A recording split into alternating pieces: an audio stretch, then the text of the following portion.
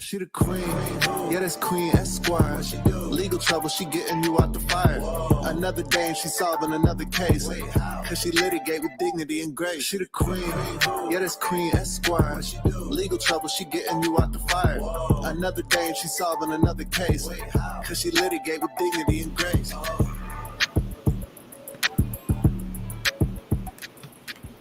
Hello, litigators and opinionators.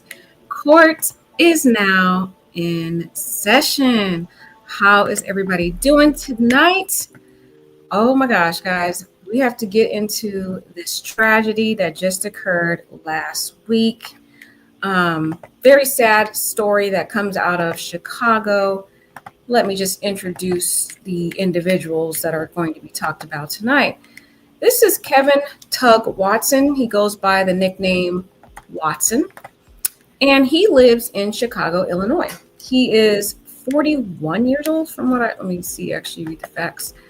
Yes, I think he is. Yes. He is a 42-year-old man. He has one 7-year-old son, and he has some siblings, a brother. But there was a very tragic situation that happened with this man. Let's just talk about the background of who he is. So he's kind of like an entrepreneur.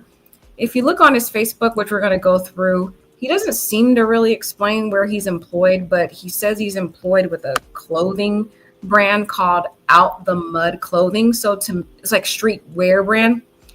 However, the way he flashes his cars and jewelry online and name brand high-end shoes, and he has multiple cars, it raises the suspicion that he is into more than just selling clothing. Okay, so he might be into some sketchy stuff. So anyways, he was fatally shot when he was in the middle of a Facebook Live session. He was outside, parked in his car near the store where his cousin was working. And mind you, he helped his cousin get this job. So he usually frequents this block. He went there to go see his cousin, and he sat in his car and he decided to go live. And we'll watch that video, but he was on live for about 15 minutes talking about, some complaints he had about the clubs and when they go out and issues with parking and other stuff like that. And he was just trying to talk to his viewers about that. But what you'll notice about this young man here, or older man, he's not really young anymore. This man likes to flash a lot on his page. Like he flashes the nice cars, name brand shoes, drinking the alcohol, just looking like he's living the lavish life. And it just kind of raises questions, because, and you can kind of look at one of the background cars he has. He says, people think you're trying to flex, whole time you're just proud of yourself. So there's kind of questions on what this man's occupation is, because if he claims that he's only selling clothing brands, it kind of makes me sketchy that he really is making that kind of money in an honest way. And I'll tell you why I think that's an issue a little bit later when we hear from his brother. But here's a video of him, with that flashy car, him on very elaborate vacations. He says, I was taught to shoot the messenger too. Someone playing both sides of the fence is more dangerous than your enemy. So, you see him wearing his flashy attire. He's always wearing pretty nice clothes. Now, I'm trying to see if I could find that chain he was wearing. Here's him and his 7-year-old son here. Very sad. Well, this little kid now is going to grow up without a dad. But, he's known for flashing nice cars. This is actually his brother here in this picture right here. And that's him who passed away. And these are, I guess, his friends. So let's see a couple more pictures. Yeah, I think we've seen that one and that one. Yeah. So these are kind of the pictures they have on here. He likes to go live a lot on his Facebook. As you can see here, there's some videos of him going live. I'll play one of them, but not long because they're kind of like not really relevant to the story. But here he likes to go live.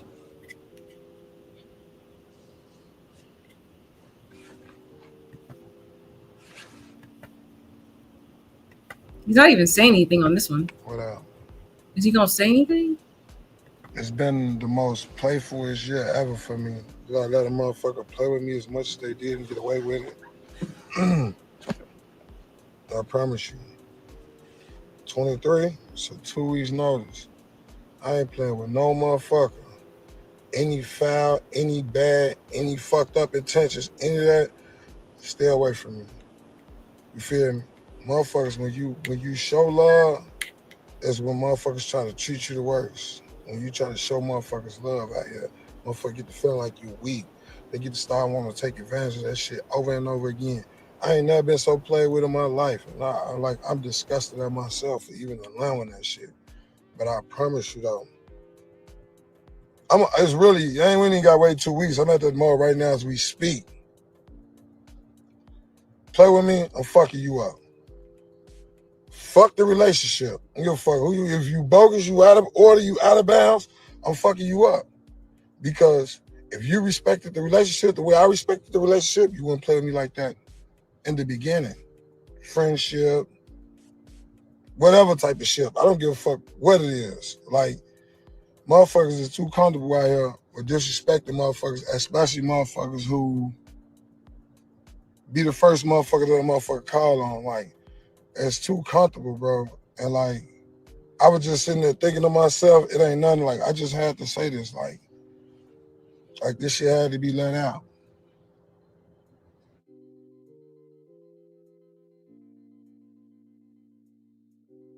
And the reason why I wanted to play that particular past live that he's done, it has some relevance to the story. So, for example, Kevin was known for helping a lot of people. Like, he would get them opportunities, resources, stuff like that.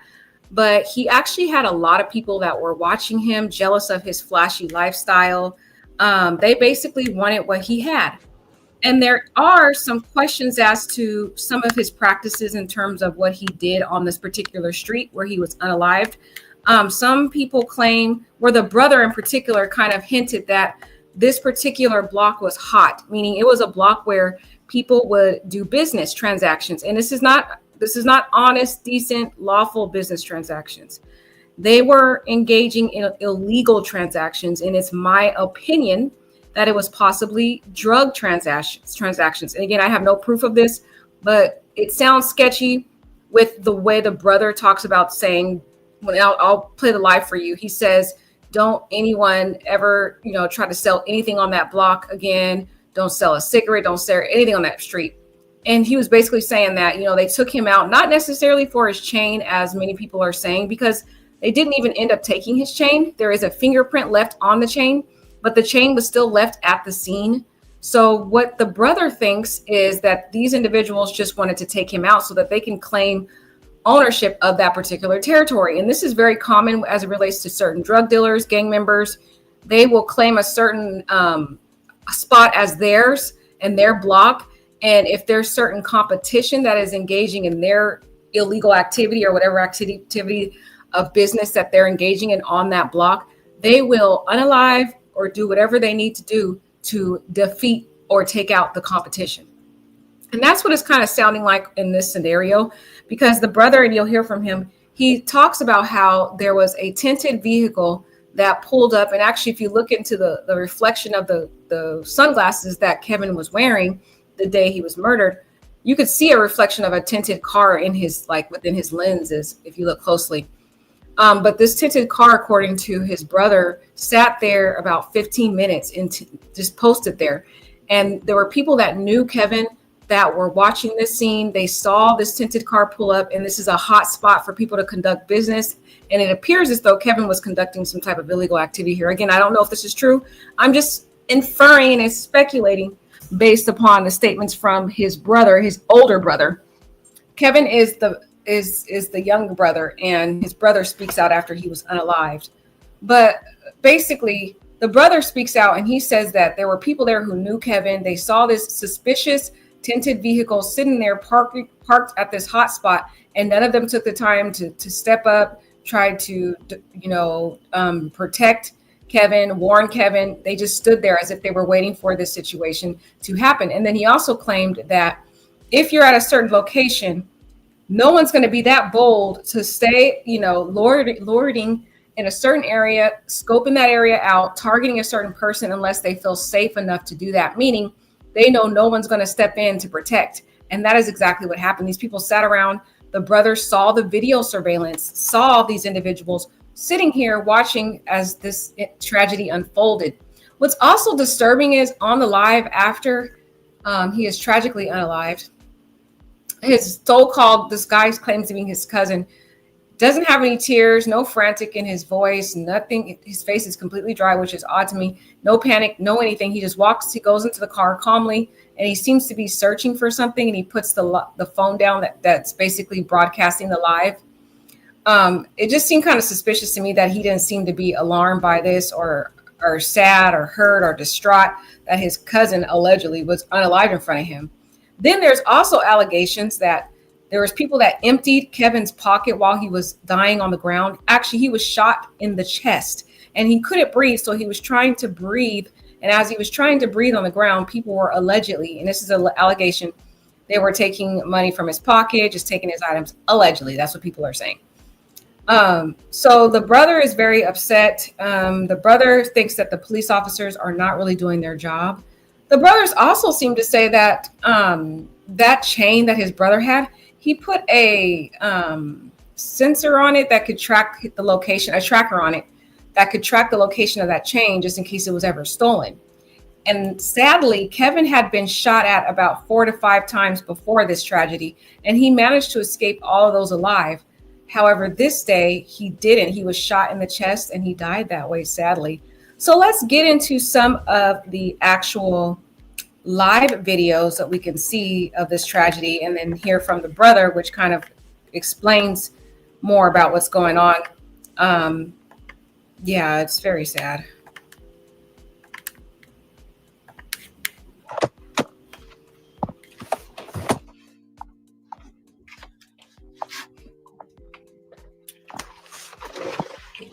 Fucking son killing me.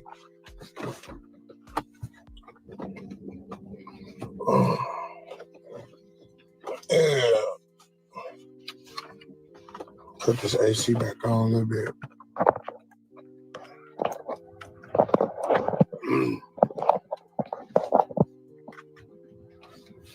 Yeah, buddy. Big Mike. It's crazy, ain't it? Good evening, good afternoon. So, as y'all know, you feel me? I was speaking last night about a situation or about the situation in Mike. Yeah, I was a little drunk, but I was serious. But I don't know if something was heard wrong or whatever. First of all, I didn't pay to get in there. I never said I got paid in there. If you listen to my line. The next most important part is all the promoters, Blackie Wacky, Sharice, Mike Larry, Eli brother, Shooter, Bop, you feel me? Like, all the promoters, when y'all come out, when y'all fuck with them, they're gonna make sure that y'all have a good motherfucking Vontae, you know what I'm saying? Tape. All them people, they're gonna make sure you have a good time at the shit they promote at. They're gonna, you feel me? They're gonna talk to you, they're gonna handle, they're gonna make sure all that shit is dead. Like I said, the promoters are my people. You feel me? They get and they make shit happen. But me going outside and being around the club life and shit like that, you know, like, it be people asking me to promote. You feel me? Man, though, you should throw your hat around, you should promote because you can bring motherfuckers out type shit. You feel me? But I don't, like, the promoter's cool. I learned a lot from them. If I did want to do that shit and bring people out, because as much as I'm out, what's up, bro? As much as I'm out, I really could. The problem is or never will be an issue with promoters or the promoters. The issue be with the owners. And the owners don't fucking... How old is this girl? This girl is 45. So yes, this is 40. The owners do not... They own the shit, you feel me? They have the security. They pay the security, you feel me? You got to teach your security, you feel me? Or have them when you got somebody coming in visiting your motherfucking establishment, like, to show respect and love to your patrons. At the end of the motherfucking day, the promoters, not a problem. They have a hard time to park. They have a hard time to do a lot of shit in that shit because they got to argue with the owners, you feel me? And owners, I don't give a fuck how y'all feel. Yes, It don't matter. I'm tagging all promoters. I should have tagged you too. It don't matter. I'm just talking about period. No matter where you at as a promoter, I can tag anybody. It ain't about Taco too. It ain't about. I'm clearly saying I fuck with all promoters, so I can tag all of y'all. Y'all don't want me tagged, then whatever. I'm tagging y'all ass. You feel me? On what I'm saying. Talk to me when you see me in person. Like I said, I fuck with all the promoters. Yo, I fuck with all the promoters. Y'all my people. When I come out, we get sessions. We have a good time. I never had an issue with no promoter in the history of me coming outside. Again, I never had an issue with no promoter in the history of me coming outside. I fuck with y'all. I support every promoter because y'all my people. You too, Dianca, so shut your ass up. I support my people. The issue is not with y'all. The issue is with the owners, with their security. Like all this shit, they don't treat my, even when you go to Bavy, bro, you feel me? Like y'all know, bro, like a motherfucker then they gotta pay their rent to get inside some of these motherfucking clubs and bars. You feel me? Hold on, if I come in with a hat, you know, say, oh, okay, you can't wear no hats in here. So I gotta pay you $100 to wear my hat up in this bitch. Oh, okay, cool. Shut your ass up, dog. I'm in business right now. So I gotta pay $100 to wear my hat up in here, you feel me? I can't wear gym shoes, I gotta pay another $100 to wear my gym shoes. Then I still gotta pay $60 at the door to get in this motherfucker. You feel me? And then, come on, man. Then I gotta get up here to drink some motherfucking $25 a shot. Like, all this shit that y'all do, bro. We paying $300 before we even get inside dollar establishment. Mind you, we coming to support y'all. So again, there's never an issue with the promoters because y'all don't get them, they don't get y'all promoters enough love and respect for what y'all do. Y'all actually bring motherfuckers out to their establishment and to their venues. You feel me? You too, cuz.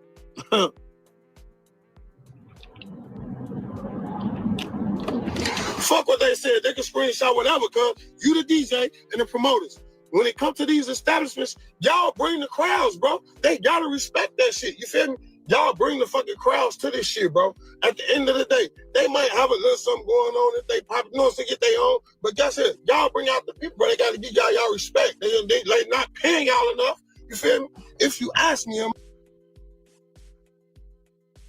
Now, notice something. He's in a very sketchy area in, you know, again, by the supermarket where his cousin works. But this block is very hot. There's a lot of poverty over here, a lot of sketchy people over here, people doing illegal transactions over here. And notice that he is wearing a very expensive chain on his neck. Now, this chain, as I mentioned, was made by his brother, his older brother, who put a tracker in the chain to track it, because before there had been at least 4 to 5 attempts to shoot and unalive him for that chain. So there's multiple times he's been, you know, tried to rob him for this chain. So he's in an area that's sketchy, and there's, you know, a suspicious car, and he's wearing this expensive chain, making himself a target. Now, if you look at the reflection here in this certain timestamp right here, notice that first there are in his glasses, there's no suspicious cars at this time, right? The car eventually will pull up later. So kind of follow his reflection in his sunglasses and you'll see a white car as tinted that pulls up. But here right now, at this time of the live, as he's talking about, you know, the promoters, because he is very involved in the clubs and the promoters of these events at clubs. And so he's basically telling his viewers / potential customers of these club events, you know, the problems that he wants to see resolved, and like telling people that they need to bring more people out, basically. But he's not really protecting himself. He's flashing this expensive chain that he's had many attempts on being robbed for this chain, and he just leaves himself vulnerable in a car. Like, one of my questions was, why didn't he just drive off? And you know, maybe he felt comfortable because his cousin worked in the market that he was like, it's kind of like a drugstore over there, and he had just finished talking to his cousin, so he was just like chilling out in his car. But again, a lot of people wonder why he put himself in such a vulnerable situation, knowing he had been a target many times. Let's continue on. My personal opinion, that ain't my field. But again, I'm still gonna speak how I feel about anything. There ain't no motherfucker gonna do nothing to me about it. You feel me? But like, come on, bro. They don't pay y'all enough, bro. Yeah, y'all go. Because they don't pay y'all enough, and they don't give y'all enough respect or give y'all the control that y'all have to control the crowd. And it don't even be, it's not really a crowd control. A lot of shit happen because when we get in front of these clubs, first of all, security, like I said last night, security be mad. They stand on the motherfucking door 8 hours, they ain't getting paid enough. So now they treating the motherfuckers who coming to the door. You feel me? And I'm not letting no motherfucker mistreat me. Fuck what a motherfucker talking about, bro. Like I said, when I come into these clubs and these bars and these establishments, 9 times out of 10, you feel me? It's money. I'm not even finna go through all that because I ain't trying to stun. I'm just being honest. You feel me? My jewelry, this shit costs thousands. I'm not finna walk no 2 motherfucking blocks when you got parks in front of your shit and you want to reserve them because I'm coming to support you to spend my money anyway. And there's 7 or 8 motherfucking parks. You telling me I can't park right there. You don't control that park. From now on, I'm parking right there. Call the police, motherfucker, and they gonna tell your dumb ass the same thing. And if you touch or go near my car, I'm gonna leave your ass right there by my shit. They go over the owners, the security, whoever. That's how I'm coming from now on. And let's just be honest. Don't tell me I can't park nowhere you don't got no control over. Don't nobody control these motherfucking city streets, man. Get the fuck up out of here, bro. But they need to give y'all respect. You feel me? They need to stop playing, check y'all security, coach them on how to. Notice the key word he said here. He said, don't nobody control these streets. No, there are people that, you know, felt like they were beneath him, basically, because he'd be going around flashing these expensive cars, flashing his fancy shoes, fancy everything, and then the most expensive chain he has on. And so he over here telling people, nobody control these streets. So he was basically had a target on his back. He talked about this a lot in his previous lives, that he felt like there were a lot of people that were jealous of him because they were broke, quote unquote. But it's like when you wave a stake, quote unquote, an expensive chain, which is what I mean, around to someone who is thirsty, who is hungry in this society, who is broke, and they're jealous because they see you living your best life and you're in an area where it's impoverished. You have a target on your back. And many people were jealous of him because he was, you know, online flashing and talking about how people were haters and talking about you broke. That's why you mad at me and stuff like that. So he didn't realize that. I mean, he did realize, he should have known because there had been 4 to 5 attempts on this man's life before. But he just seemed to not really put up precautions or be aware of the danger that was in front of him. Engage with people when you're dealing with them, because you can't talk to people reckless. You can't treat them reckless just because you mad or just because you going through some shit. Girl, you'll be all right. You can't treat a motherfucker bad just because you having a bad day, security, whatever. You feel me? The owners, like when we come into these motherfucking establishments, we coming to support y'all, because if ain't nobody coming up in that bitch and it's dry, eventually that bitch gonna be off the map. So you gotta appreciate the people who support you and fuck with you. And that's what I'm saying. Like, that's just all that it is. You feel me? Like, business is business. I run a good business, and anybody that fuck with me, you feel me? They come and they say something ain't right, or a motherfucker said something wrong or did something wrong to them, and they deal with me, and I got to deal, one of my people did something, guess what? I got to get on their ass. You can't treat nobody like that that's spending their money, you feel me? That's coming out to support you, you feel me? Because you could go any place. We can go any place, you feel me? But black motherfuckers just tend to do too much, bro. And I'm tired of that shit, you feel me? Like, for real. Black motherfuckers tend to do too much, bro, and want to overcharge because a motherfucker feel like a motherfucker got it, bro. Feel me? Give us a day. Let's in that bitch. Free us something or make the shit, you feel me? Like, where people could come in, you know what I'm saying, have themselves, enjoy a good time without spending $1 million motherfucking dollars, you feel me? Motherfucker want to come out and have fun, you feel me? Nobody want to argue. But shit, I ain't trying to come out and spend $500 every motherfucking night neither. It's always the key, though, shit, you feel me? But the good thing about it is, we don't have them problems at the touch. It's good parking. It's great food. You know what I'm saying? Like, we don't have them type of problems at the touch. That's one thing I can say, you feel me? Vail, the owner there, you feel me? He engaged with people. He showed love, you feel me? You know what I'm saying? And I'm taking a direct shot because a motherfucker be sitting back. My thing is this. If you're a manager, as I'm listening to this man talking about, you know, his the clubs and, which club is popping and not. I'm just thinking to myself, this man is 42 years old. He has a 7-year-old son. I'm like, why is he so much heavy in the club life? I mean, at that age, I feel like he should have been more focused on his family. Not that caused his death, but I just had a question about that because he seems to be very, very much immersed in the club life and in flashing and flossing his riches. Like he's driving brand new Mercedes. I mean, Ferraris, just expensive cars. And that's what made him a target. The flashy dressing, the best high-end dressed person with expensive chains. And then he's walking around flashing this. That made people who were, in the streets, certain people who were broke and hungry, y'all, they turned their eyes to him and they felt like he was the competition and they wanted to take out that competition. If you're a security, you got anything to do. Even the promoter step in, you feel me? My thing be when people get positions or they get places, they get too big headed. It's like, okay, I got it going now. Like, you just here. Like, I don't give a fuck what you own. You know what I'm saying? Like, you're not that big in this shit. You feel me? Like, get the fuck up out of here. You feel me? So, if you got a manager like yesterday at Mike's, Mike, the manager see me, bro. That nigga see me. I don't know his motherfucking name, and I let him know. Bro, you see me complaining, you see me saying something, you sitting there, nigga, and you looking at me like, you ain't tried to address me like, hey, homie, can I help you? And that's the thing, though. This is what I said, though. I said, okay, listen, I've been in this motherfucker hour now. You know what I'm saying? I've been in this motherfucker hour now. My people that came up here, they said they can't get up here. I say, listen, bro, it's 7, 8 parts bro. Y'all want us to part 2 blocks just to come fuck with y'all when y'all know somebody. I've been here over an hour now. You feel me?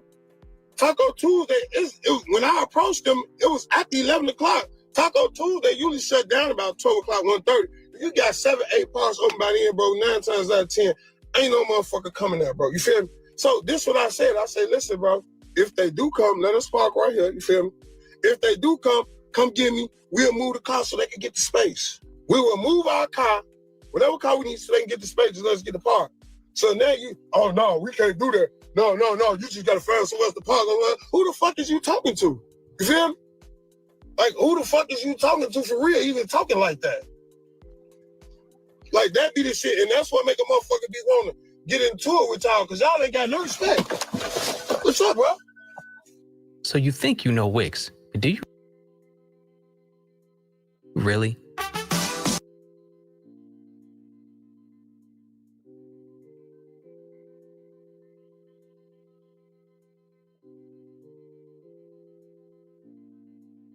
Sorry, guys, before we get to there, this is the part where he notices a person walk up to him. The person is pointing a gun at him. That's why he flinches like that, because the man is pointing a gun at him at this point in the live. And I think he had like a adrenaline rush reaction to that person waving the gun in his face. But when he's calling him, "What's up, bro?" it seems as though he knew this person. Like, this person was familiar to him, which makes it very sad, because apparently he was taken out by a person he knew in his community who was jealous and eyeing him for a while. And they had all been trying to target this man to take him out of the competition. Who the fuck is you talking to? You feel me? Like, who the fuck is you talking to for real, even talking like that? Like, that be the shit, and that's what make a motherfucker be wanting to get into it with y'all, because y'all ain't got no respect. What's up, bro?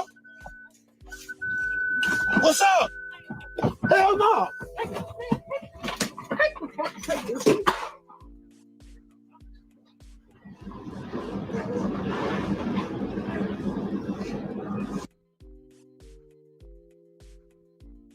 So sadly, at this particular scene here, this is where he gets out the car and he has this adrenaline rush. You know, when you have a gun pointed at you, you are in, defensive mode. You're not thinking. And so he got out the car to try to wrestle the firearm away from the man. And as he's wrestling him, the man points the gun to his chest and shoots him one time in the chest. And that's when he falls to the ground and is trying to struggle to breathe, and the person pulls away. But before we get to that, let's rewind this real quick, because I want to show you the part where that car pulls up real quick. You can see the car in his lenses. Let's see right here. I said, listen, bro, if they do come, let us park right here. You feel me?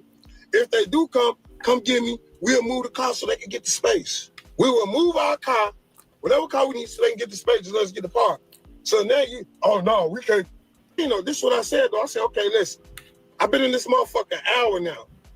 You know what I'm saying? I've been in this motherfucker hour now.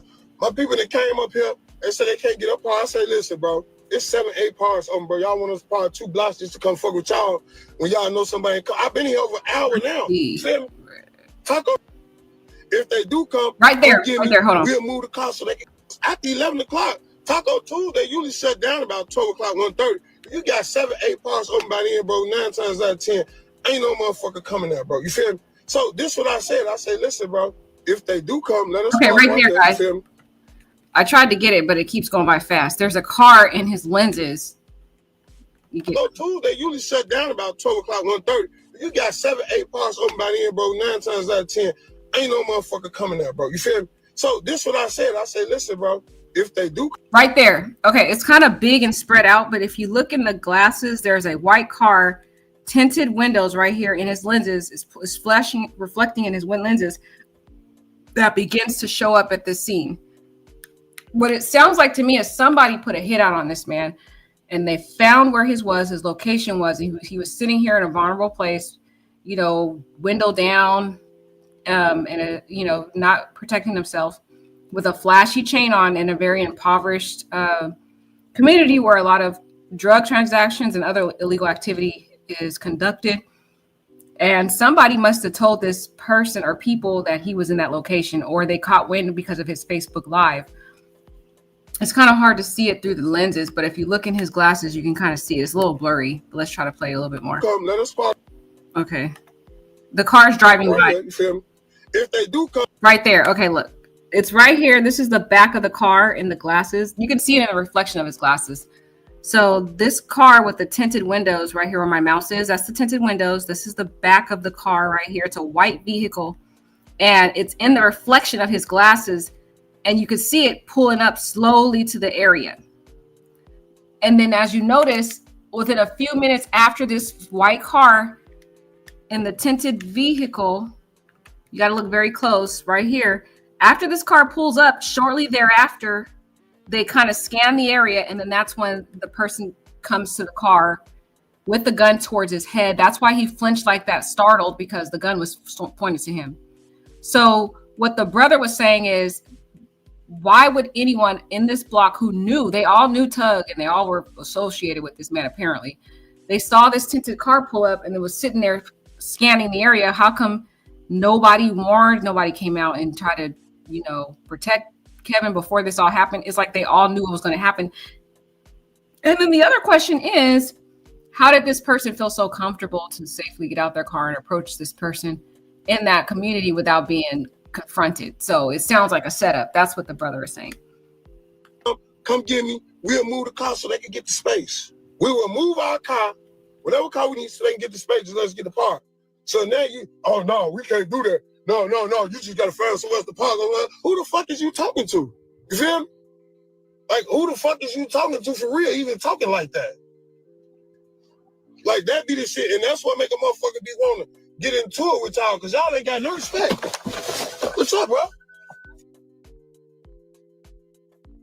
Do you see that? You see, as soon as that car pulled over, he looked over to the side as if he saw that car. He was scanning that car to see what car and who was in that car. And then the person started walking to his car, which is why he was looking at the person. And the person pulls out a gun, aiming it at him. That's why he was startled.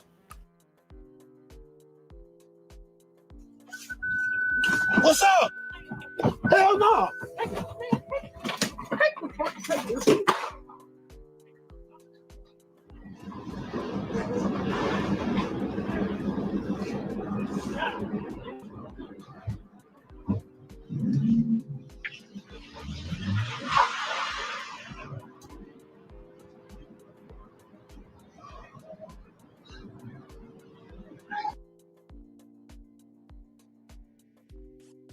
And if you hear, after they were tussling with the gun, basically he got out the car to try to protect himself. He felt like that was his last resort to protect himself. So he got out to try to wrestle the gun away from the guy, but the guy ended up shooting him in the chest. Shortly thereafter,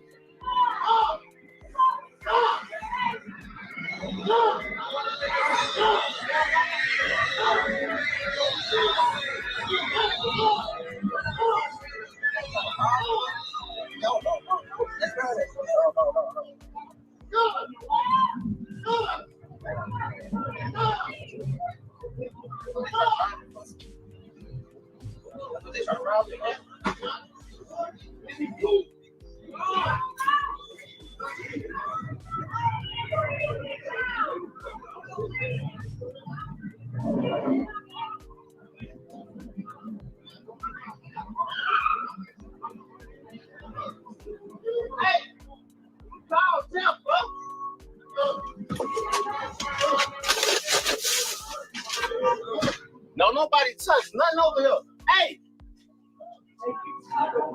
this my blood cousin, bro.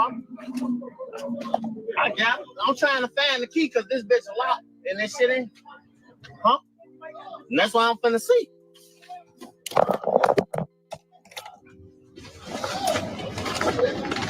Bro.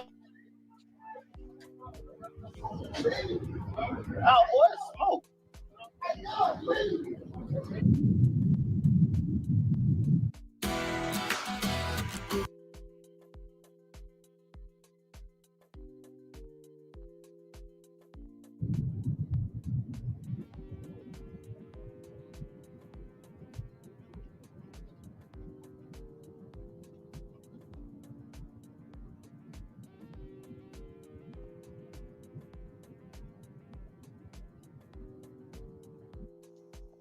It's sad what they did. So that was the live. Like there was the part that was very suspicious. The reason why I played it all the way through is because I wanted you to hear what was going on. The first thing was the person that was screaming, saying, "Are you good? Are you good? Are you good?" That was one of his cousins that helped him get the job. Or basically, sorry, he helps that cousin get the job at the market, that little drugstore over there. And so he came out seeing his cousin. But the other guy that went into the car and claimed he was also the blood cousin, he was very suspicious to me because, you don't see any frantic or urgency at all in his face. He just looked like it was another regular day. That just never sat well with me. And like, if you say this is your cousin and you care about your cousin, but yet you're over here so calm, you're claiming to be looking for the keys. At this point, the keys don't matter. You should be putting pressure on his chest or trying to render aid to him who's dying on the street. If you claim this is your blood cousin, why are you so focused on trying to wrestle through his car for some keys? This guy right here, he's very suspicious to me. Like, he just sounds, I mean, if anybody set up somebody, I just feel like maybe that guy who just came in the car has some weird vibes to hit me. Because it's like, your cousin, you said this is your blood cousin, but yet your cousin's on the ground, bleeding out, can't breathe, and you instead go into his car looking for some keys. Like, where is the urgency? Where is the care for your alleged blood cousin? It sounds like a setup. This guy right here, he looks how calm he looks. The man looks so calm, like as if this was another day in the park. And you claim this is your blood cousin and he's dying on the pavement, bleeding out in his chest, gasping for air, and you just walk over his body to get in the car looking for some keys. Like, where is your values? If you say this is your blood cousin, you should be on that pavement, holding his wounds, trying to render aid to him, trying to contact the authorities. But this man's just calm, just goes into the car like nothing happened. But you can hear the other guy when the shooting first happened. That guy was screaming, "Sarah, you good, blood?" Put some pressure on him. That guy actually sounded like he legit cared. That was the cousin who that Tugg helped get the job at that drugstore. So he was the other cousin that actually seemed like he cared. But this guy right here is very suspicious. If anything, I feel like the cops need to interrogate this guy, because apparently Tugg's cousin states, and you're going to hear his lives. He did 2 different lives about this. Tugg's older brother said that he felt like those people who are so-called his friends, they were all in on the setup and they wanted to take Kevin out because he was the competition on that block. And they wanted that block for themselves so that they can engage in whatever sales they were doing over there. And I don't think it was anything legal. You know what I mean? So this guy right here gives me the chills. Something's up with him. I don't really like him at all. I feel like he's involved in this whole mess. Maybe even the whole setup, because the way he just came over there conveniently and just got right in that car like that was weird. Let's look at what the news had to say about this before we get into the older brother's statements.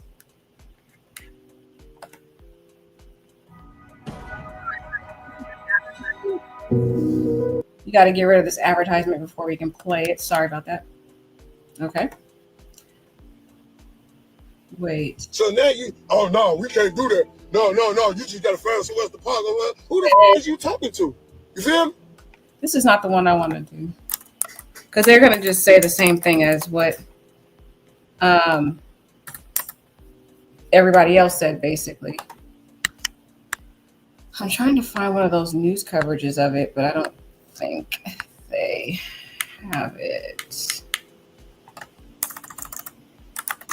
And let's see. I think this might be it right here. Yeah. Kevin Watson's murder has already been viewed nearly 2 million times on Facebook as he was killed in the middle of his Facebook Live. In that video, you can see him getting out of his car before hearing a single gunshot fired, happening mere blocks away from this police station here in South Austin. Get into it with y'all, because y'all ain't got no respect. What's up, bro? What's up? Kevin Watson's final moments captured on Facebook Live as gunfire rang out in this parking lot Wednesday evening on Madison near LeClaire Avenue in Chicago's South Austin neighborhood. He was choking for breath. He was trying to struggle to breathe. All of it unfolding right after Watson left his cousin's job at this nearby liquor store to begin his Facebook Live in his car. I wouldn't let him walk out the store. He's a good man for this community. No matter what he done, he helped people, He helped me get this job in there. Close friends turned heartbroken witnesses.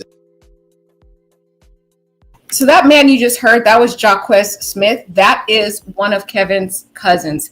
That was the cousin that Kevin helped get the job at that liquor store there. So he was one there that actually seemed like he cared. He was the one that was screaming in the background saying, put pressure on him. As Watson was walking to his car. He was talking to a guy, and he was going to his car, and then the guy followed behind him. So when the guy followed behind him, pulled a gun on him. So he was trying to blast with the gun, and the gun went off. Police say the 40-year-old was shot in his chest. I rubbed his palm, and I squeezed his hand. He wouldn't squeeze it back. Relatives tell us he leaves behind a 6-year-old son and say Watson was killed just weeks shy of his own birthday. We're going to have to figure out how to move on and be strong day to day and help each other get past this, because this didn't just hurt one person. This hurt a lot of us. Police. But those are all people that were at this scene, right? That all claim to be his friend. Notice the differences between how they are dressed, their exterior, versus Kevin. Kevin came to that area, flashy, expensive cars, name brand, high-end clothing, expensive chains. And the people that were being interviewed, besides his cousin, they look like they're more on the struggling side, So you think if you're hanging out with people that are kind of not on your level, allegedly, those people will get some envy towards you and want to see you taken out. And that's what his older brother seems to suggest, that these people that are here being interviewed on the news, he watched that video surveillance, and it appears as though there were all these people outside watching that particular white vehicle with the tinted windows pull up, scan the area, scope out the area, and then come out and make their attack. But those people that his brother seems to think is all involved because they wanted to take him out because he was the high-end, person getting all the attention. He was the competition in that area. So it's you got to be careful who you're around and who you associate with. Then another thing about Kevin, he had a good heart. He used to help a lot of people. Like, he helped a lot of those people that are claimed to be his friend. But these people, they didn't really care too much about him. They were jealous of what he had. And so they wanted to see him taken out. And so I think the lesson we can learn from this is, number one, not flash our riches in areas. Number two, be careful who you're around and who you call friends, because you can't always help everyone. Not everyone is really out for your good.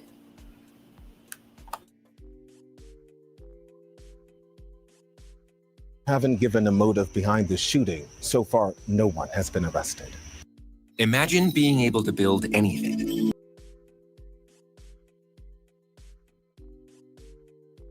So that was a pretty good coverage of what happened, but let's take a look at what the older brother says, because I feel like the older brother does drop some hints on a couple of things.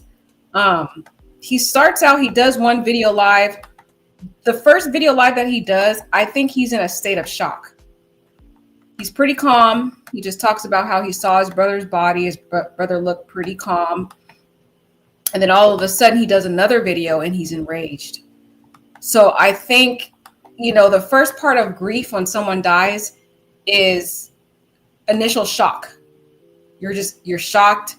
You don't really, it hasn't really hit you yet. You can't really accept it yet. You're in denial. You're like, this can't be real. So at that moment, you haven't really registered what really happened. And so in this video, you'll notice how calm he is. And then once we see another live, then it's like reality hits. And the next part of grief is anger and rage. And so he's going through the process and the different stages of grief throughout these different lives, which is very interesting to see how he transforms throughout the different lives and his emotions.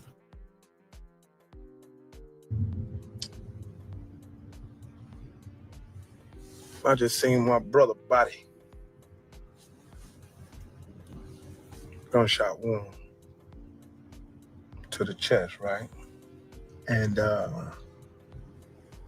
nigga look like he sleep. My brother look like he sleep. He like he at peace.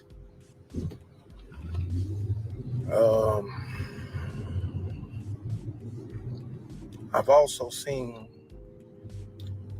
videos. Oh, wait, I'm going to get to this one. Sorry, guys. This is the second video. I don't want to play that one just yet.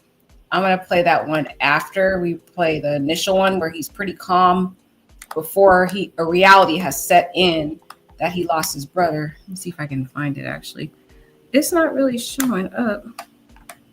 Yeah, here it is. It should be on this one. Sorry about that, guys. There you go. They tried it, 4 or 5 times. They get him out the way. And they finally got him. They finally got him. And it's sad because motherfuckers don't think about it. And they finally got him. Now he gone. They tried it, 4 or 5 times. Did you hear that from his older brother? He said they tried it about 4 or 5 times. That means they have tried to unalive his brother 4 or 5. They've been trying to take this man out. And it's because he shined so bright and drew attention to himself in his flashy lifestyle and the way he was living.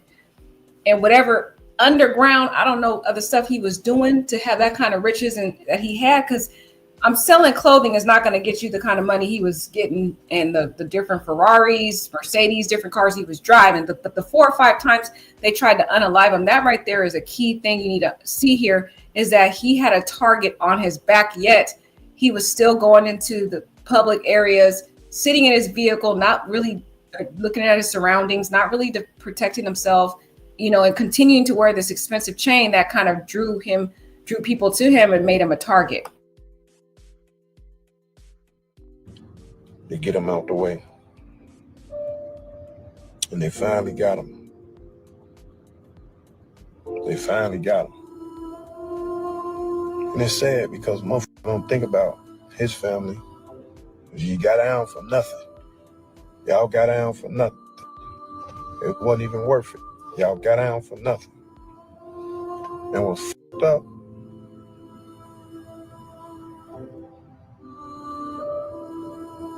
It wasn't worth it. The best thing, I ain't gonna even say the best thing, I'm just gonna say,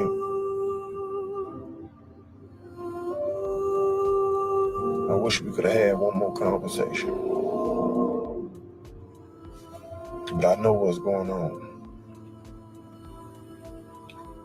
Black people hate each other over materialistic shit. We hate each other over materialistic shit. That was his chain. That was his shit. That was his chain. That was his. He paid for that. It took some time to pay for that shit. He worked for that. We got niggas on here talking about, oh, it was fake. It was, man, listen, man. Bro worked his ass off for that little chain. And he didn't die behind it. But we know it's more to the story than that, though. But it's okay. It's okay. Exactly. Bingo. Did you hear the brother said? He said his brother died over a chain, but we know it's more to that than the chain. And that is what I think it is. I don't think it had anything to do with that chain. People was going around, saying the chain was fake or whatever. But I think it was more than just the chain, because number one, when he was wrestling the man for the gun, you could hear his voice saying, take the chain, take the chain. So that guy could have just took the chain and left, but he didn't. He never took the chain. He just shot the man in the chest, shot Kevin in the chest, and took off and left the chain there. We had blood in his fingerprint was on the chain. So that tells me that he did have, get a hold of the chain. He had it in his hand during the time that he had shot Kevin. I think Kevin had got out the car, tried to wrestle the gun, but he was taking the chain off to say, take the chain, take the chain. And the man shot him in the chest during that moment. So this perpetrator had the chance to take the chain and take off. But notice he didn't. He left the chain on the ground with Kevin as he bled out. And his fingerprint's still on the chain. Another thing is, only people that were associated with Kevin and his brother and so forth knew that chain had a specific tracker on it that can track the location of the chain. So the only person that people would know that is people who are associated with these individuals. So it could explain why that perpetrator never took the chain in the first place, because he didn't even want the chain anyway. He wanted to take out the competition. And it seems like the brother is shedding light on that.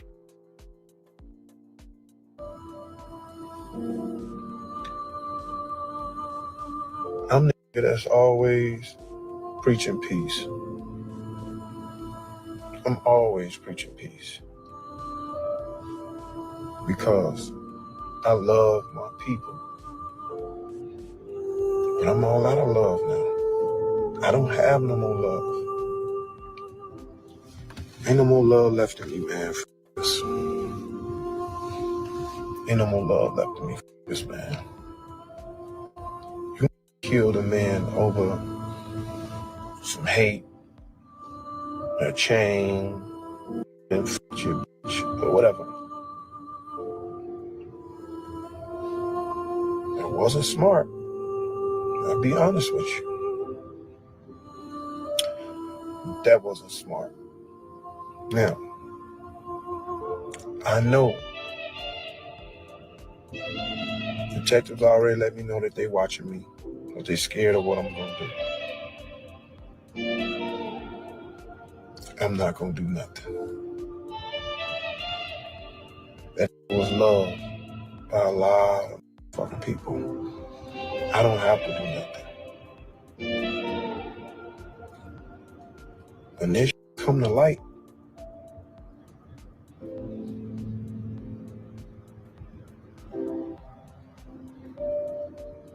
all I can do is start praying for y'all, for the motherfuckers who did that. All I can do is pray for you.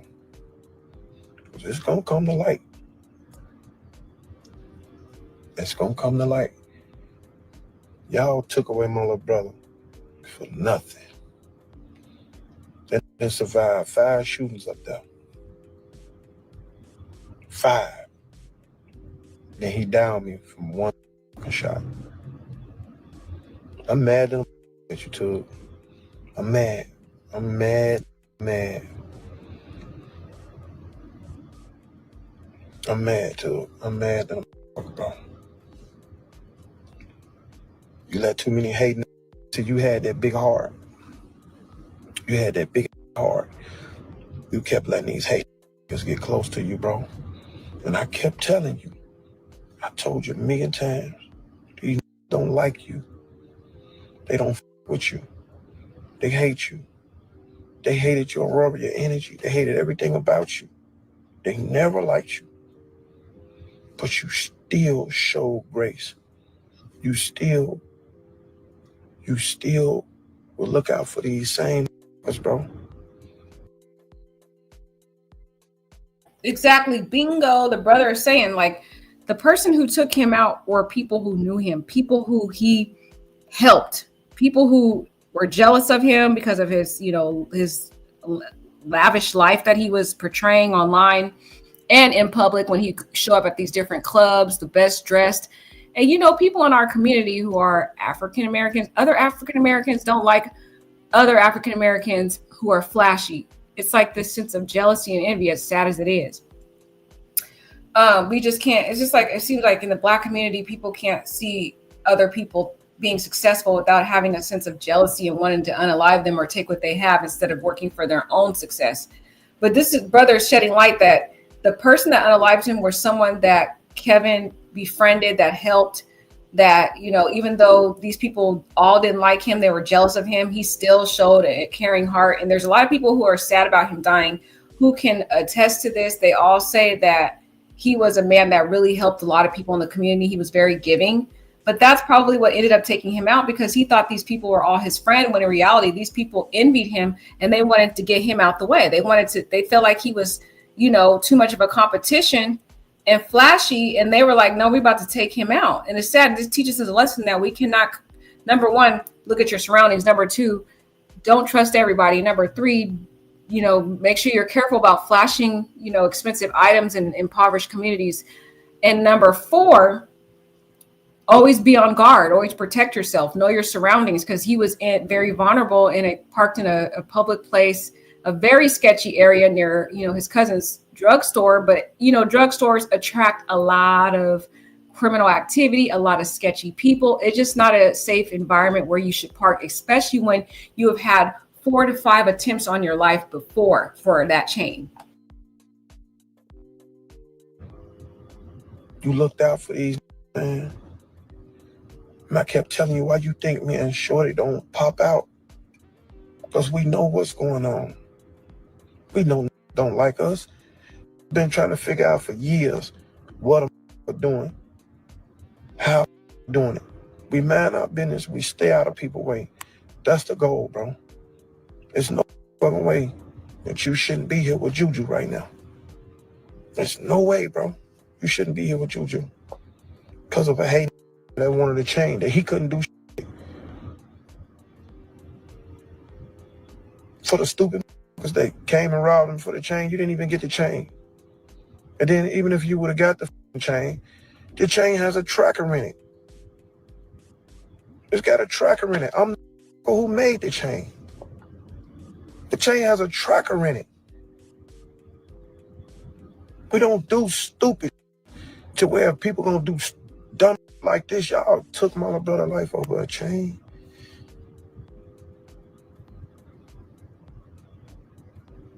Over a chain. Wasn't worth it, fellas.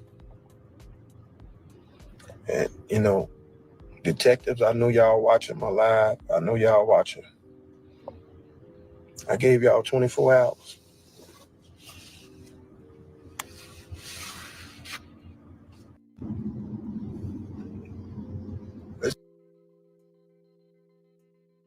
Oh, wow, guys. Did you hear that? He said, I gave y'all 4 hours.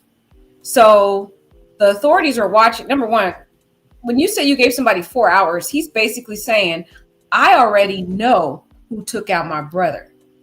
And I'm going to take justice into my own hands if you don't do something about it. Basically what he told the officers to do their job, right? And he's like, I'm going to give you 24 hours to arrest the person that you need to arrest, or I'm going to take justice in my own hands, put it in my own hands. And that's why the cops are watching him, because he already told him, I'm about to, do what I have to do to take them out. Now, this first stage that I showed you, you could see how calm he is, because in this stage of grief, he is basically in denial still. So it hasn't really hit him yet. I'm going to show you the stages of grief before we get to the next part of this, so you kind of understand what he's going through, because people are like wondering why he go from being calm to just going erratic. Because there's certain set of standard stages that what happens to a person when they're grieving a loss of someone. The first stage is denial. This initial stage involves a refusal to accept the reality of the loss. It serves as a defense mechanism to help cope with the shock and pain of the situation. Individuals may feel numb or believe that the loss is not happening. Now, this is what I feel he was first feeling in the first half, or the first live that he just did that you just watched. He was still in a state of shock. He was kind of like numb. He wasn't able to really feel his emotions yet because he was in denial about what happened. Everybody goes through this stage when they're grieving. How long they're in each stage depends on the person. It's an individual process. And then the next part of it is anger. As denial fades, feelings of anger may surface. This anger can be directed towards oneself, others, or even the deceased. It often stems from the frustration of helplessness and emotional pain of loss. Now, the next slide that I'm going to show you, you'll start to see how he transitions from that denial stage to now he's in a stage of anger. Now he wants to go after the people who did this. Now he's blaming the people that were on the block that witnessed the situation, that are claiming to be associates, cousins, friends of his younger brother, who didn't do anything, who didn't step up when they saw this car sitting there with tinted windows, parked there, scoping the area for 15 minutes before this tragedy occurred. So now he's ready to go after everybody. Now he's ready to do some damage to pretty much anyone. Then the next stage is bargaining. In this stage, individuals may attempt to negotiate or make deals to reverse the loss. This can include thoughts like, if only I had done this differently, or seeking ways to regain what is lost. So then they start replaying the tragedy in their mind. Like, if I would have talked to him one more time to warn him about this, if only I would have been there to protect him. Like, they're blaming themselves. They're blaming, trying to replay the situation to see how it could replay a different way, maybe to save their loved one. Then they go through the stage of depression. This stage is characterized by deep feelings of sadness, despair, as the individual begins to understand the extent of the loss. It may involve withdrawal from social interactions and a sense of emptiness. Then finally, the last stage is acceptance. Some people stay in this depression stage for many years. Some people never get to this stage, until several years later. And some people just never even get to stage 5. They just stay here in the depression stage. And this stage is characterized by deep feelings of sadness and despair as the individual begins to understand the extent of the loss. It may involve withdrawal from social interactions and a sense of emptiness. Acceptance to the final stage involves coming to terms with the reality of the loss. Acceptance does not mean forgetting. Rather, it signifies a new understanding and the ability to move forward while cherishing the memories of what is lost. So in this final stage, they accept that the loss has happened. They never really get closure. They just kind of learn how to live without the person, yet that grief is still there, lingering. and they just kind of never forget it. You know, it just stays there with them, but they just have accepted that this is the reality. This is their life. They have to learn how to live without their loved one. But the stage that we're currently in, as you first seen the brother, is he was in a sense of denial stage. He just really didn't understand that it happened yet. Now we're going to look at the next stage that he transitions into before our eyes, as we watch him. You're going to see him transition now into the stage of anger. So I wanted you guys to get an understanding of how he developed and how he started going into a whole nother level, a whole different stage. He's now angry. He's now screaming. He's enraged. And a lot of people kind of like was wondering why he's just flashing out like this and telling him, you know, he's talking too much. He needs to remain silent, but he can't, because he can't control the emotions of grief that he's feeling at this moment. So let me try to see if I can find that one for you. Let's see, where is it? Okay, it should be somewhere here. Oh, Bing videos. Here it is. This ain't got nothing to do with no sweating.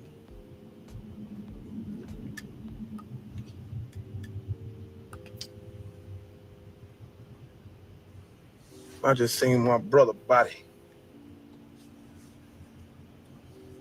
Gunshot wound to the chest, right? Actually, because I really don't like that kind of symbol that's in front of his face. I'm gonna find one that's better. That doesn't have the symbol on his face because it's getting annoying. So let me see if I can find a better video of it. Yeah, this one's better. You can actually see his full face. Okay, sorry about that, guys. We're gonna play it again. My brother body.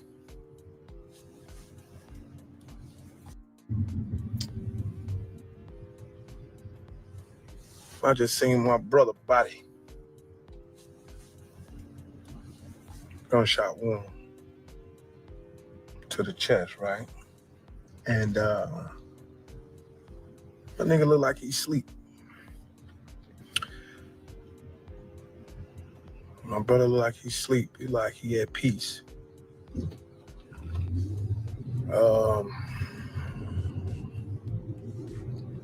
I've also seen videos of shit. So whoever the nigga was that got down on my brother, they was already sitting there for like 10, 15 minutes. Since when do a motherfucker pull up there and sit for 10 minutes with tinted windows and don't nobody wash their car? Since when? Motherfucker pull up with tinted windows and don't nobody wash the car. Since when? Anytime a motherfucker ever been somewhere and you know it's shit going on, a motherfucker like, wash that car. It was so many of you bitch ass niggas out there on that camera. None of you niggas said, wash that car. You niggas knew what was gonna happen. And y'all waited. Y'all waited. I watched the video. I don't need no more motherfucking proof. You niggas waited. Didn't no motherfucker care to help. Nobody cared to help. You niggas watch that motherfucking car sit there for 10 motherfucking minutes. Listen, man. Motherfuckers wonder why I be feeling the way I be feeling. You hoe ass niggas. Bitch made ass niggas. Hey. I don't give a fuck who watching. Bitch, your bag better not get sold out there. A loose cigarette better not get sold. Nothing. And I mean that. I don't give a fuck who watching. And I know exactly what the fuck I'm saying, just in case you pussy ass police hit me too, because you motherfuckers not doing y'all job neither. Y'all don't care. Y'all don't give a fuck because y'all had issues with Tugg too. Every motherfucker that had issues with my brother can die. Fuck all you niggas. You hoe ass niggas. Y'all sat there and watched that whole motherfucking plate. The whole motherfucking plate. The whole plate. I watched the camera. That nigga had a shirt on his motherfucking face. Nigga standing there looking at him with the gun in his hand. 2 niggas. Didn't no motherfucker try to bust. Didn't nobody care. Didn't nobody care. You hoe ass niggas. Niggas tell my man we love. Y'all don't love shit. Y'all don't fuck with my brother. You hoe ass niggas. You bitch made ass niggas. It's okay though. It's okay though. It's okay though. It's okay though. Yeah, it's okay. I'm gonna be alright. My family gonna be alright. I'm gonna be alright. My family gonna be alright. Just know this though.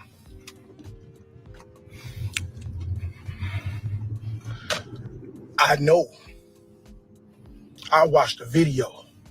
It was a lot of motherfuckers out there when that shit happened to my brother. And all you niggas that seen shit lied to me. Told me y'all didn't see shit.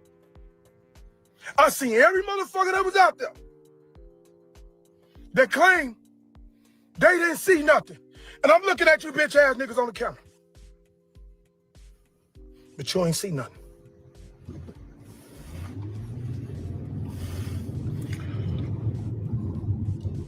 It definitely was a play.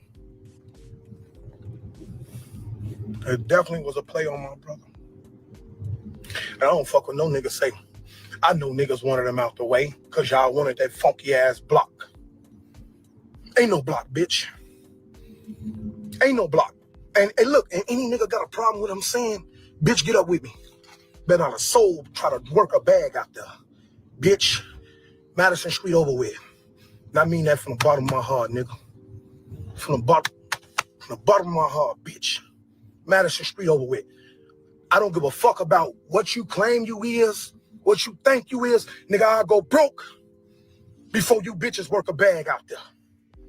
And I mean that. No loose squares neither. Nothing. Ain't nothing gonna be out there no more, bitch. Nothing. And I mean that. And any nigga don't like it, get up with me. Get up with me. And I don't gotta go back and forth with no niggas. Cause motherfuckers know what's going on. I ain't gotta go back and forth with none of you fuck niggas. That's why I make sure I keep me some money. For shit like this here. You hoe ass niggas sat there and didn't even try to help my brother. Didn't no motherfucker try to throw.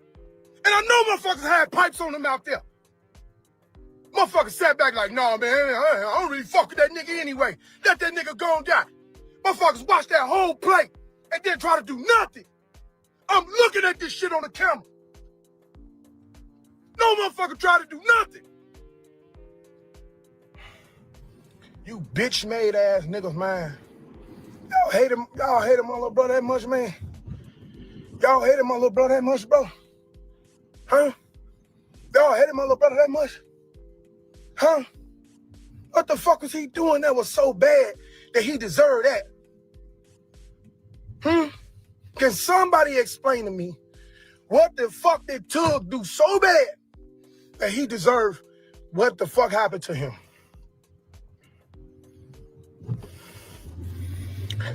Look, I don't give a fuck what no nigga think and how no nigga feel. Bitch, you can die with your dick in your mouth. Any nigga that don't like what I'm saying. Bitch, I mean from the bottom of my heart. Try to work a bag. Try to work a bag. Go ahead, I dare you. Try to work a bag. Try to sell a little square. Try to do anything. Do anything. Do anything. Anything. Work a bag. Go ahead. Open it back up. Go ahead. Go ahead. Work a bag. Work a bag. Go ahead. I dare you bitches to do it. I dare you to do it. I dare you to do it. I dare you to do it. I dare you to do it. I dare you. Work a bag, bitch. Now let me break down what he meant by work a bag, I dare you. So this street where his brother was murdered on is called Madison Street. In this area, again, Kevin was allegedly, according to how his brother is talking now, was the competition, the main competition on that block. And a lot of people wanted that particular block, Madison, to engage in transactions of selling illegal drugs and other things like that. And he's saying, that he saw all these people that claimed to be friends and affiliates of his brother. They came and talked to him after his brother was murdered, claiming that they didn't see anything. They don't know what happened, when his brother saw video surveillance of all these people standing outside watching the whole thing happen, watching this man who had a shirt on his face to cover his identity, with another man who's in the car, the getaway driver, pull up in tinted windows, scope in the area, and then come standing outside with the particular shirt over his face and the firearm. And none of those people, they all watched it happen and nobody stepped in. So, and they lied to the older brother saying, oh, we didn't see anything. So he's like, y'all just wanted my brother out the way. Y'all let this happen because you wanted that block to yourself. You wanted to be able to engage in transactions and you didn't want to have competition. You felt like my brother Kevin was the competition. And it appears if he was the competition, as his older brother is alleging, then he was the one on top, because he was the one driving around the flashy cars, expensive chains, expensive clothing. He looked like he was rich. This man looked like he had bank. I mean, money. So he must have been one of the top dealers over there. I don't know what he was engaging in, because his Facebook alleges that he was, selling clothing brand for a streetwear brand. And I don't think that's, a lucrative career to try to make that kind of money that he was making. So he's saying, I dare any of you guys who, claim that you was have my brother's back when you didn't. I dare you to try to do a transaction on that street. And basically what he's saying is, if you do, see what happened. Meaning that's an indirect threat at those people. Like he about to take them out, allegedly, in my opinion, if they try to step over there. Because he's basically saying Madison is a dead street, meaning there's no one should be doing any transactions on that street, because none of y'all stood up for my brother. You wanted my brother out the way, and you sat there and watched my brother get unalived and didn't do anything. That's basically what he says, is like, when he says do a deal, whatever, sell a cigarette, that's what he's saying here. So this is what it sounds like to me. It doesn't sound like it was about that chain. It sounded like there was a lot of envy and people wanted him out the way, and they felt like Tugg was too much in the way, and everybody pretty much in that area didn't really like him, because he came there and he thought he was all that because he was so flashy, driving in those expensive cars. He stood out as a sore thumb because he was the one that looked like he was on top, and everybody else was struggling. So his brother's like, I dare you to come to that street. I'm gonna take you out. So again, he's in the anger stage. You hoe ass niggas, y'all sat there. Y'all let it happen. Y'all seen the play. Y'all seen the play. Y'all let it happen. Y'all seen the play. Y'all seen that play, man. Y'all let that shit happen to my little brother, bro. Oh, because y'all mad about what? What y'all mad about? Huh? Fuck what you niggas so mad about? Huh? Huh? Huh? What the fuck was you hoe at? That car was sitting on that motherfucking lot for 10 minutes with tinted windows.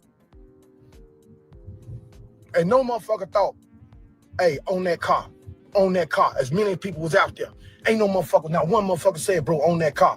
Since when a motherfucker car able to pull up there, especially with all the bullshit that's been going on with the wars and the shit that's been going on through that whole motherfucking area, since when a car can pull up there and sit on the motherfucking lot for 10 minutes with tinted windows? You bitch ass niggas. Y'all knew what was going on the whole time. Y'all knew that shit. Y'all knew what was going on the whole motherfucking time.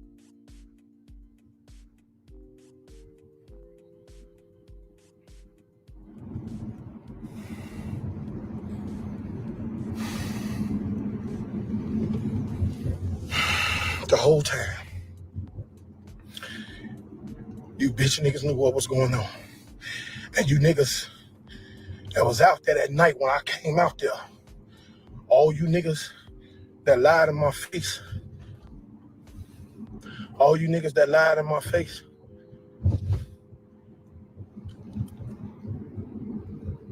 love you.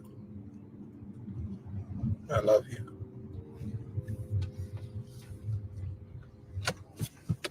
I love you. I love you dearly. All you pussy niggas lied in my face. Told me y'all ain't see nothing. But that motherfucking camera, them good ass cameras that they got show everything. Everything. Everything. You hoe ass niggas sat there. Didn't no motherfucker try to bust nothing. The nigga had the gun on the passenger side. The other little nigga with the towel around his face.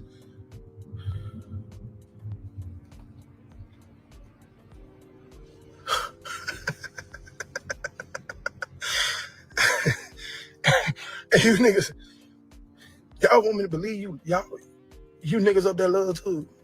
Y'all want me to believe that shit? Y'all want me to believe that shit? All this fake ass love.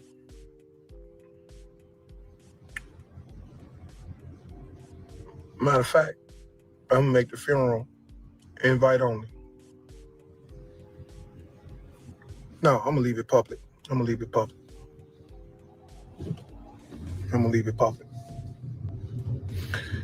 You niggas, man.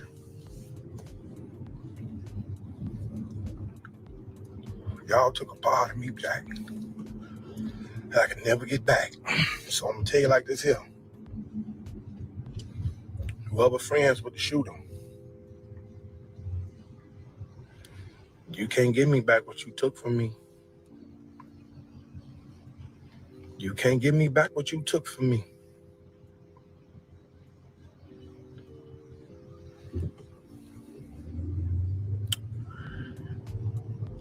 I've been as humble,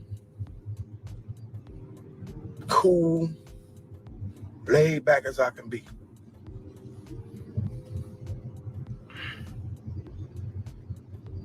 It's just a different type of pain, y'all. I've been as humble, laid back, cool as I can be. I don't do shit. I stay my lame ass out the way. I'm a lame ass nigga. I'm not gonna admit I'm a lame ass nigga. I stay out the way. I don't bother nobody. I ain't looking for no trouble. I want money. I want money. I don't want no trouble. I like money. It's not no motherfucking secret. But to see that video,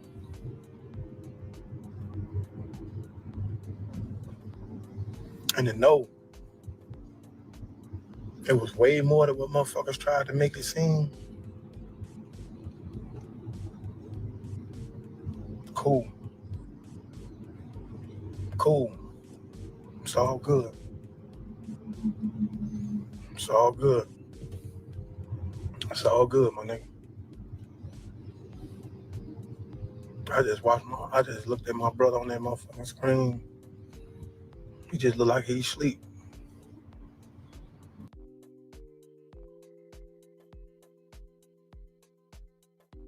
How old is it?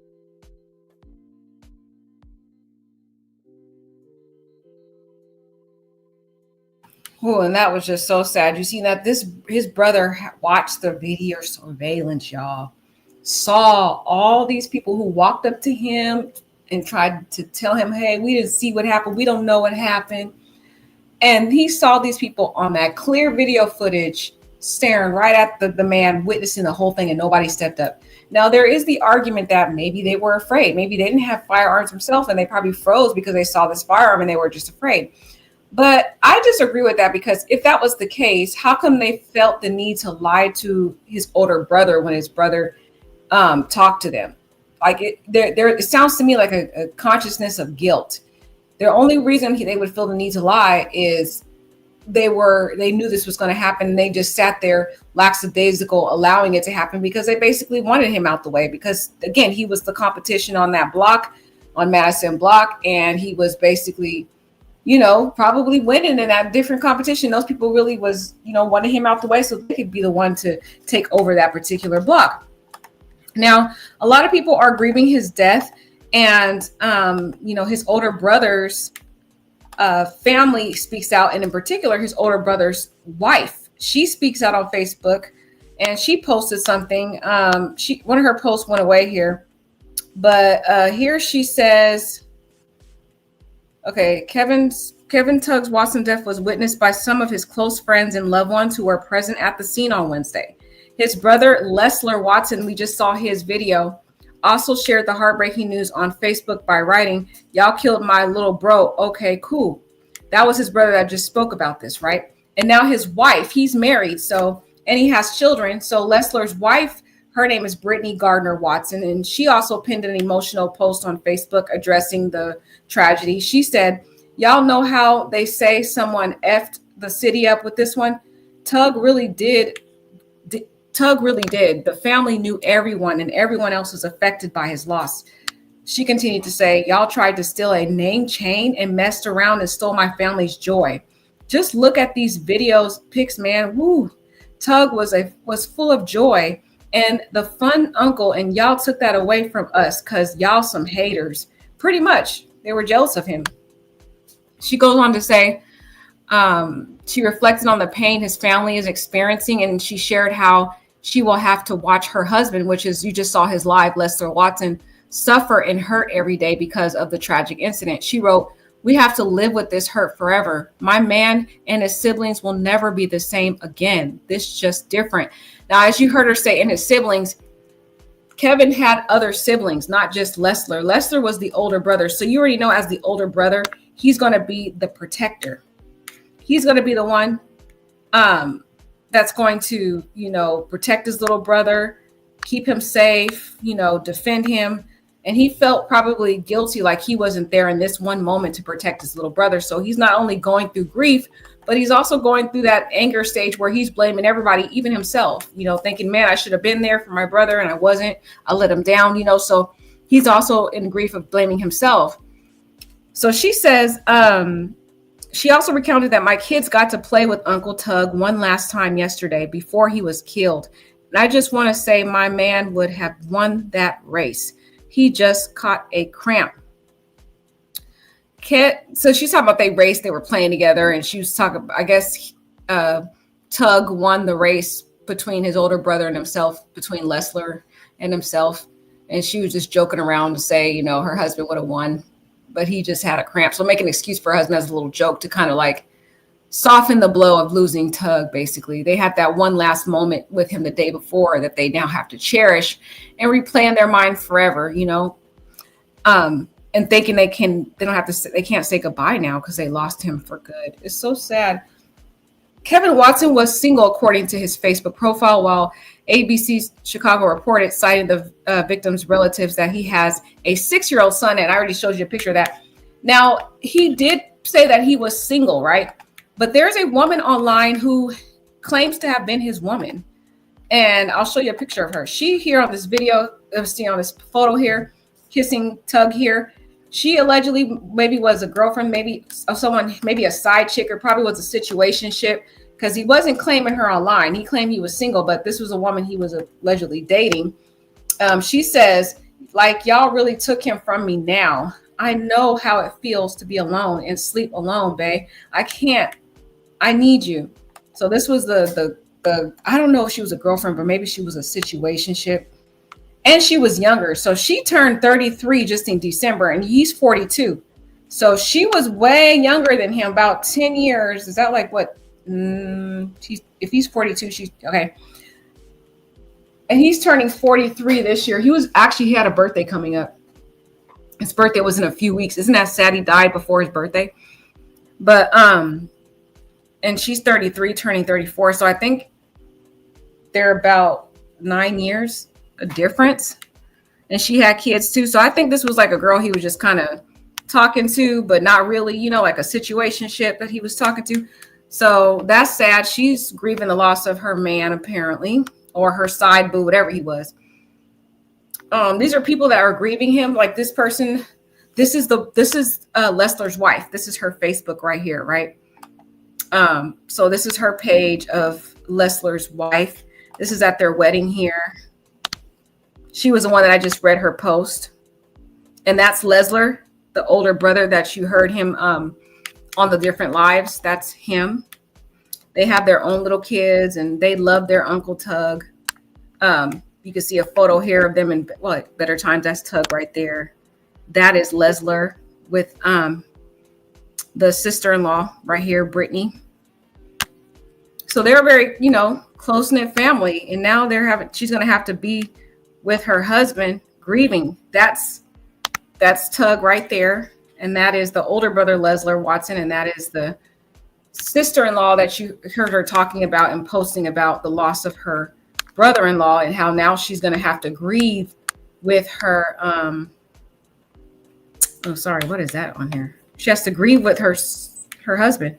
There she is too, right here with Lesler. So you can see like their various photos. They did like a lot of cool events together. See, they had like a graduation for the two sons. That's his nephews. That is Kevin's nephews. And I think that's Kevin. I don't know who that is. Looks like Kevin when he was younger. No, that was August. That's not Kevin. Sorry, that's somebody else because that looks like a younger person. Again, you can see Kevin's older brother with the sister-in-law that was speaking, and I talked to you guys about what she said. Let's take a look at her post here on her page. Right here, she said, "I feel like I'm in a twilight zone. I cannot wait until everyone can focus their attention on something other than Tugg. He's gone at the hands of another man, and we're suffering. I'm overwhelmed as a sister-in-law. So let's just imagine how the siblings and his oldest niece feels every time they look at their phone between the social media, phone calls, and texts. God damn. I speak for all when I say we just want to grieve in peace because this case has basically gone viral. So a lot of people are commenting, harassing, stuff like that. And it's just, when it's gone viral, there's so many people like trying to reach out to them and they want to be able to just grieve and be left alone in their pain without having to be harassed. She said here on August 15th, Tugg's face and video is plastered everywhere. Lord, people don't even understand how insensitive this is. They said, I got to stay off this internet. I just can't take anymore. My soul hurt. You made the news, Unc. Now, this is so sad. They have to see their loved one being unalived on a live that has been viewed by over 2 million people. That has got to be very horrific for this family, having to that video just replaying all over, and it's playing out in front of the entire country. That is even more pain for this family having to witness this, in all over social media and people, reaching out to them, sending them the videos.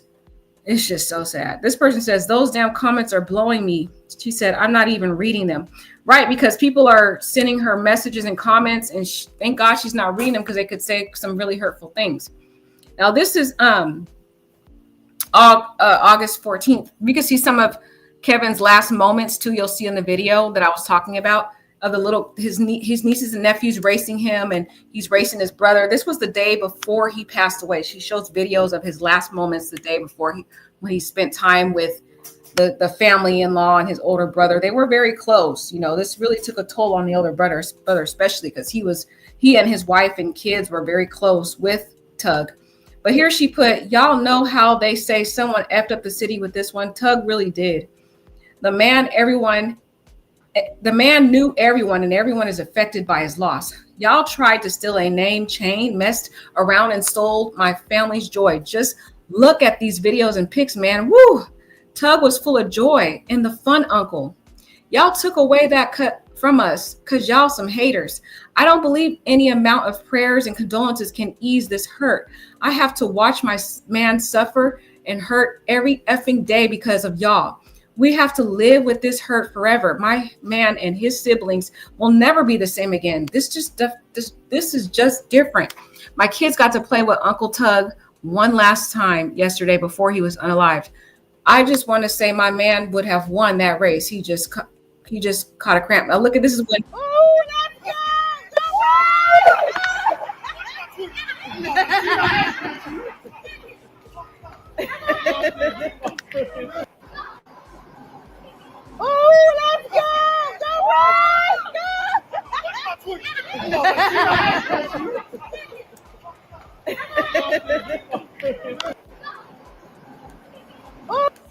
See, that's Tugg right there racing with his nieces and nephews. He was the one that played with the kids. You see how he's racing with his kids. That's his nieces and nephews. Those are his older brother's kids. He played with the kids. He was the favorite uncle because he played and engaged with his nieces and nephews. They look forward to seeing Uncle Tugg. So it's like this took a pain to not just his older brother, but imagine these kids, these nieces and nephews, they don't get to play with their Uncle Tugg anymore, have fun with him, enjoy precious moments like this because of some envious, selfish person out there who only cares about their clout, their competition, their money, instead of how much it impacted the children involved, the nieces and nephews, the in-laws, this man's 7-year-old son. It's just so much tragedy. And to think he got to spend these last moments with his nieces and nephews the day before he was murdered, that makes it even more sentimental to realize this. This person says, I'm so sorry for your loss and sending my condolences to you and your family. This person says, no excuses. They were about to win. I'm so sorry for your loss, but baby, I believe in karma. Let's go, baby daddy.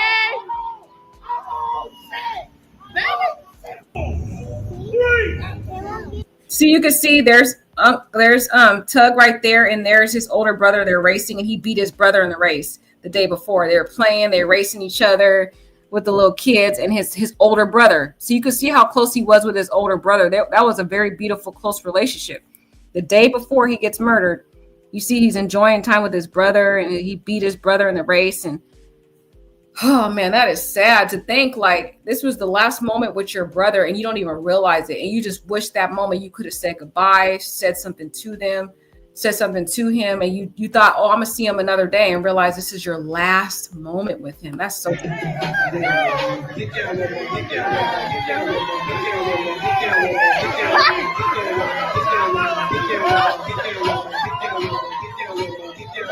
Oh my God!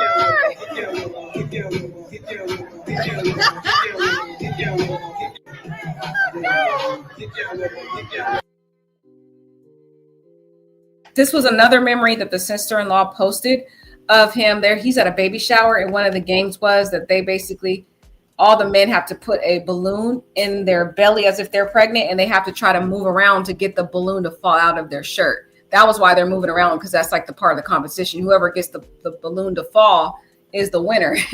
So that was a good moment of him to show, like, they wanted to show him in better times of how great of a person he was and how light he was.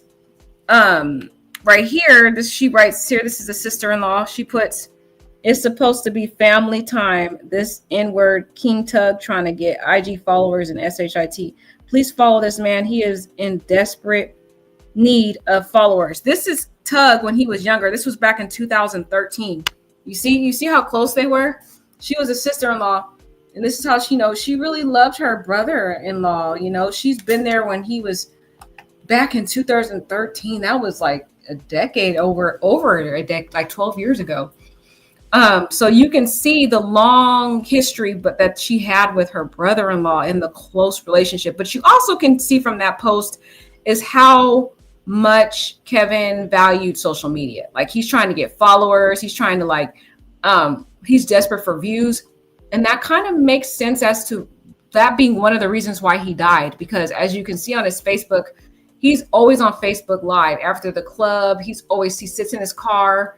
He'll talk to his viewers for several times because he seemed to be very much obsessed with social media. And a lot of people are, and it's actually very dangerous because people are getting unalive because, number one, they're not checking their surroundings. They're so engulfed in the social media that they don't really protect themselves, as it happened here. And he ended up getting unalived. And he looks like a really cool dude here. That's so sad. Dang. But I feel like that was one of the things that ended up causing him to lose his life, because he wasn't looking at his surroundings. He was so engulfed in social media. And now it kind of makes sense here. This post from 2013, she's saying he's trying to get IG followers and SHIT. Please follow this man.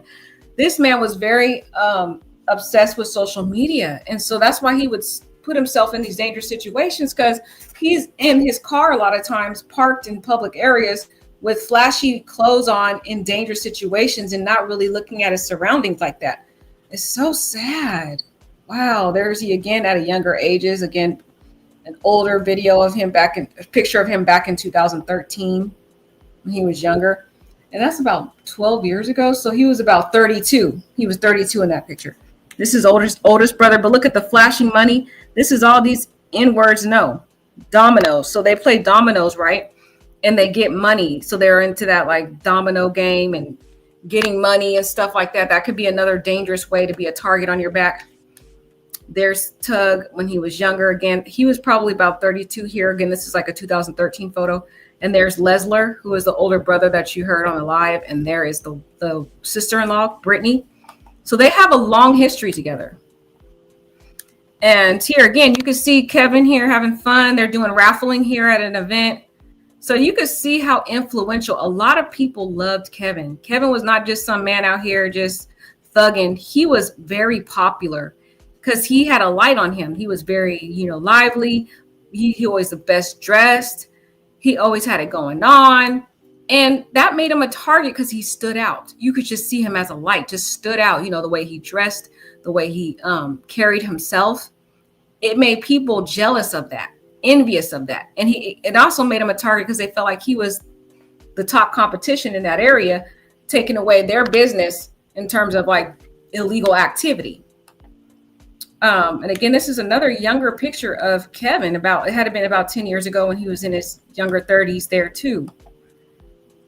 And this was a 2015 photo of Kevin with his older brother Lesler and his sister-in-law right here. That's Kevin.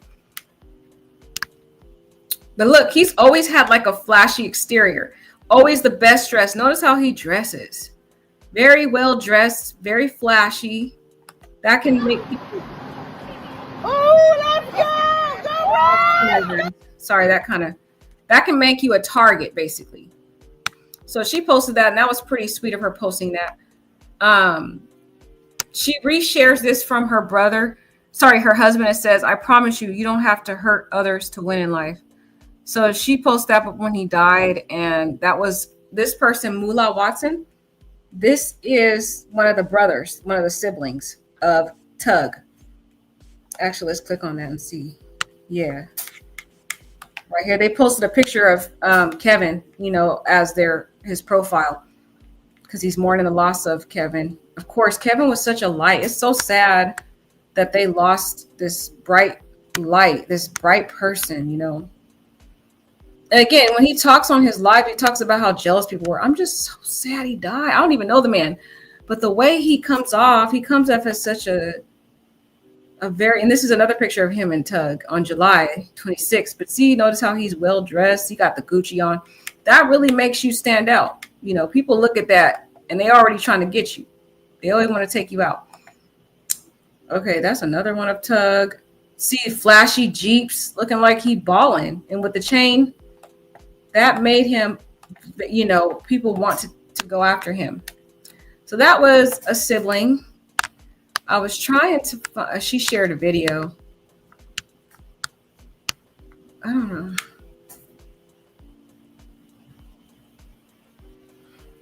In my opinion, no one should be doing that eat dance. I don't know what that was all about. Let's try to go back to the sister-in-law because this one's not really giving us. This might have been one of his other pages too, because it has a lot of Kevin's pictures on here. Yeah, so we have that. That's pretty sad. So that was pretty good to go over her videos because, she really kind of gives you background on the family. There's the older brother there. See, they seem like good people, like a good close-knit family. It's not just like people out here acting up. They're actually a close-knit, good family. But it's just sad that jealousy, envy, and competition, or whatever stupid reason they had, they wanted to take this man out. And this man was just very influential in his community. A lot of people admired and looked up to this man. It wasn't just his family that looked up to him because he was always trying to help people. And that's why you got to be careful who you help and who you befriend, because that person might be looking out to take you out, to unalive you, to set you up. So Very sad story. May Kevin rest in peace. I hope that we find some more information on who did this. Once I do find out that information, I will come back and we will do an update. They should have more information on this because there's video footage. So they're probably just looking at the video footage. But as of now, the cops have not given us a clue as to who that is. And that's why Kevin's brother is upset because he already knows who did it, basically. And he's given them a certain amount of time to find this person or else he will. So like, comment, and subscribe.